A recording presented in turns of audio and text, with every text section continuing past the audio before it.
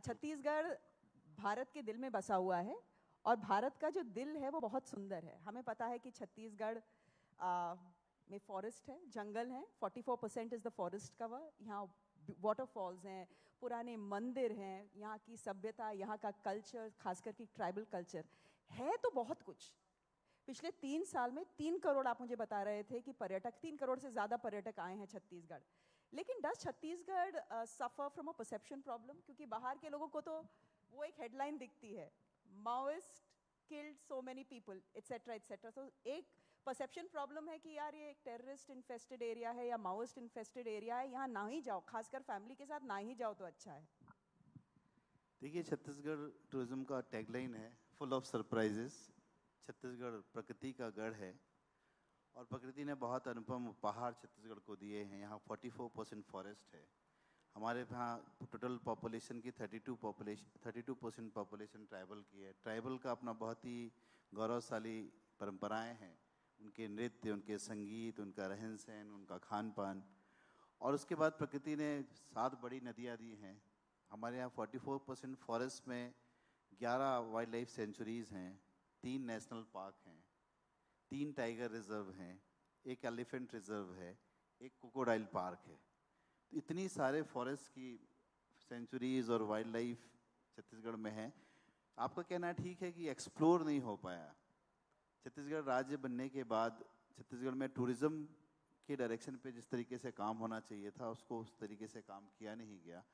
और हम भी जब दिल्ली जाते थे और कोई लोग मिलते थे तो पूछते थे कि हम अगर रायपुर आएंगे तो एयरपोर्ट से कितने दूर बाद नक्सलाइट मिल जाते हैं।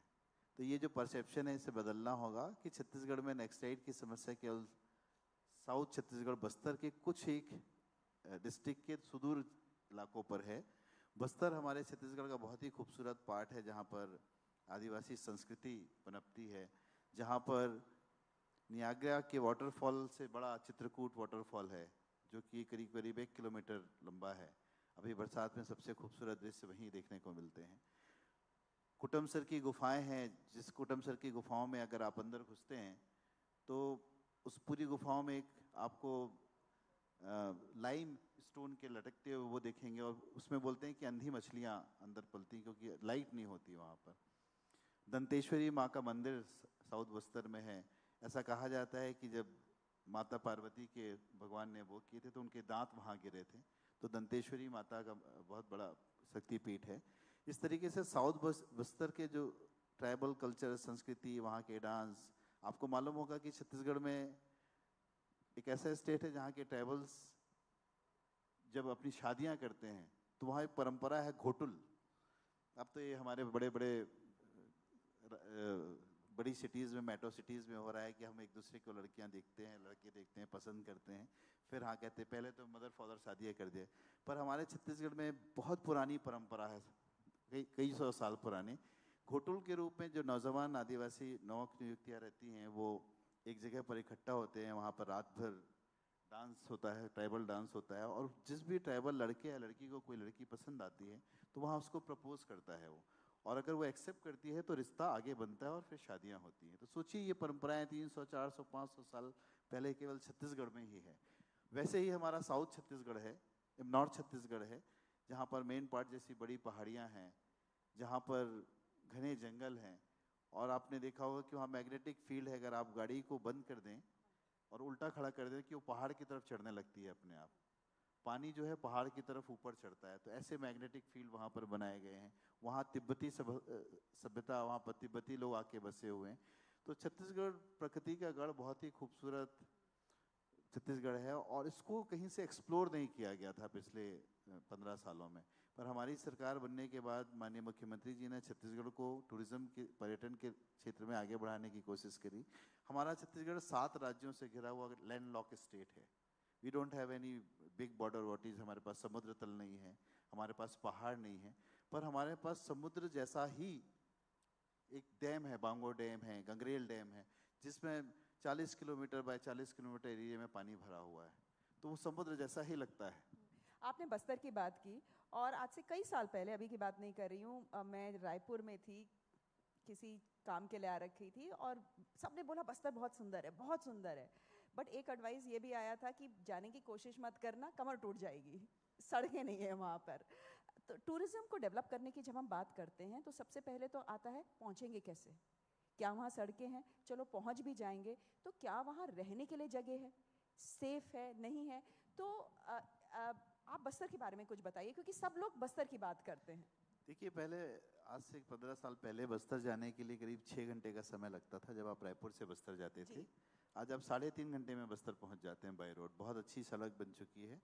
और केवल बस्तर जगदलपुर ही नहीं, उसके आसपास के इलाकों में भी आप जाएंगे तो सड़कों का जाल बिछ चुका है।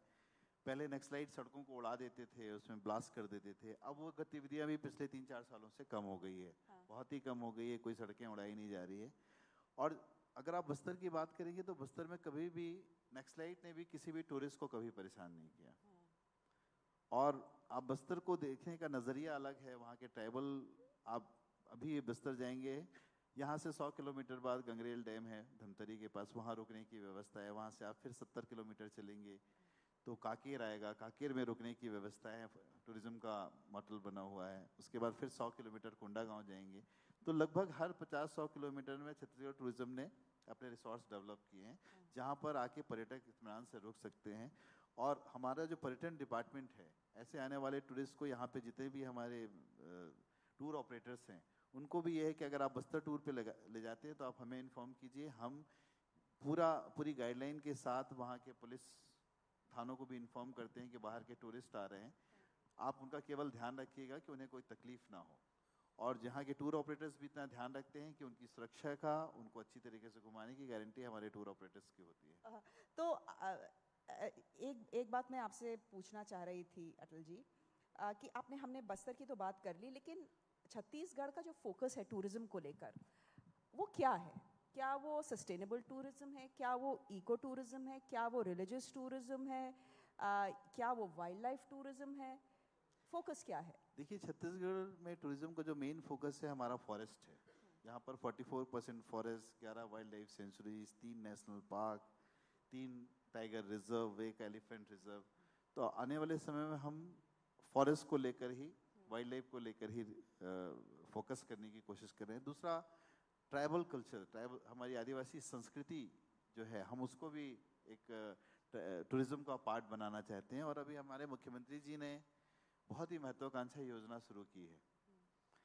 आप सबको मालूम होगा कि भगवान राम का जो ननिहाल है वो छत्तीसगढ़ है। उसको महाकौशल प्रदेश कहा जाता था। माता कौशल्या यहाँ से ही गई थी।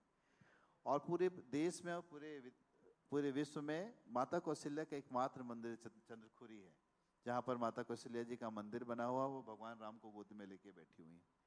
और ये पौराणिक कथाओं में बहुत सारी ऐसे पौराणिक चीज़ें मिली हैं, बहुत सारी कथाएं मिली हैं कि भगवान राम के 14 साल के वनवास में उन्होंने 10 साल छत्तीसगढ़ में गुजारे हैं। तो हमारे मुख्यमंत्री जी ने एक पर्यटन विभाग को एक नई जिम्मेदारी सौंपी, राम वन गमन पर्यटन परिपथ। ये करीब छत्तीसगढ़ के नॉर्थ कोरिया जिले के सीतामढ़ी, जहाँ कल ही भगवान राम के पूरे उनकी मूर्ति का अनावरण हुआ, हमारा सेंटर बना, कल मुख्यमंत्री जी गए थे। तो वहाँ से भगवान राम छत्तीसगढ़ में एंटर किए थे। और पूरे छत्तीसगढ़ में 2260 किलोमीटर होते हुए जो साउथ छत्तीसगढ़ है, कुंटा, वहाँ रामाराम करके एक जगह है, वहाँ पर भी अवशेष मिले हुए हैं कि वहाँ पर भगवान राम, सीता जी, लक्ष्मण जी वहाँ पर रुके थे। और वहाँ से वो साउथ की तरफ, श्रीलंका की तरफ निकले थे। तो उस 2260 किलोमीटर को हम लोग ने विकसित करने का बीड़ा उठाया है। उसमें हमने 75 जगह चिन्हित की हैं जहाँ भगवान राम के, उसमें से अभी 75 and all these 75 places will be developed. Yes, out of 75 first phase में हमने 10 जगह लिया हुआ था। उसमें से 10 जगह का विकास हो कुछ जगह, उसमें 8 का उद्घाटन, 8वें का उद्घाटन माननीय मुख्यमंत्री जी ने किया है, जिसमें सीता सबसे बड़ा चंद्रखुरी है। भगवान माता कौशल्या का एक तालाब है, तालाब के बीच में उनका मंदिर, उसका पूरा सौंदर्यीकरण किया गया है। रायपुर से 17 किलोमीटर दूर है। दूसरा स्थान जो सीतामढ़ी मैंने आपको बताया, उसके बाद एक रामगढ़ है जगह, जहाँ पर गुफाएं बनी हुई हैं, जहाँ से अवशेष मिलते हैं कि माता सीता यहाँ पर विश्राम करती थी, प्रभु राम यहाँ विश्राम करते थे। पहाड़ी की दूसरी साइड पे ऐसे है कि कैसे कनेक्शन है कि वहाँ पर लक्ष्मण जी रहा करते थे। वहाँ पर कालिदास जी ने अपना महाकाव्य मेघदूत लिखा था, उसके भी वहाँ पर निशान है। बहुत बड़ा नाट्यशाला बनी हुई है। उसके बाद फिर आप सब ने अपने रामायण में सुना है कि भगवान राम ने सबरी के जूठे बेर खाए थे। तो वो शिवरी नारायण महानदी के किनारे माता शिवरी नारायण का मंदिर है। वहाँ भगवान राम जब पहुँचे थे तो माता सबरी ने जब उनसे कुछ खाने के लिए मांगा, तो वहाँ अभी भी एक वट वृक्ष है जिसमें जो पत्ते हैं वो दोने के आकार के पत्ते हैं। उसमें भगवान राम को उन्होंने अपने बेर दिए थे। उस जगह को भी पूरा विकसित कर लिया गया है। हाँ, तो अब मेरा आखिरी सवाल, दर्शक जो देख रहे हैं, 3 places to see in Chhattisgarh. आपने तो पूरा छत्तीसगढ़ घूमा है, आप टूरिज्म से भी जुड़े हुए हैं, इनफैक्ट हेड कर रहे हैं डिपार्टमेंट, वो 3 places must see places in Chhattisgarh. पहला तो मैं कहूँगा कि अब इन 4 सालों बाद आप राम वन गमन पर्यटन परिपथ को घूमिए, ये धार्मिक टूरिज्म की तरफ आपको ले जाएगा। हाँ। दूसरा चित्रकूट जो साउथ बस्तर में है, हाँ। जहाँ नियाग्रा से बड़ा वाटरफॉल अभी आपको देखने को मिलेगा इंद्रावती नदी में, हाँ। उसको आप देखिए। और तीसरा मैं चाहूँगा कि आप अचानकमार्ग टाइगर रिजर्व आइए, जहाँ पर आपको बहुत सारी वाइल्ड लाइफ देखने को मिलेगी। हाँ। तो ये 3 स्पॉट जो आपने 3 ही मुझसे मांगे थे, 3 स्पॉट्स आप देखेंगे तो आपको लगेगा कि छत्तीसगढ़ सच में प्रकृति का गढ़ है। चलिए अगली छुट्टी छत्तीसगढ़ में ही फिर। जरूर। Athar ji, thank you very much for joining us, बहुत बहुत धन्यवाद।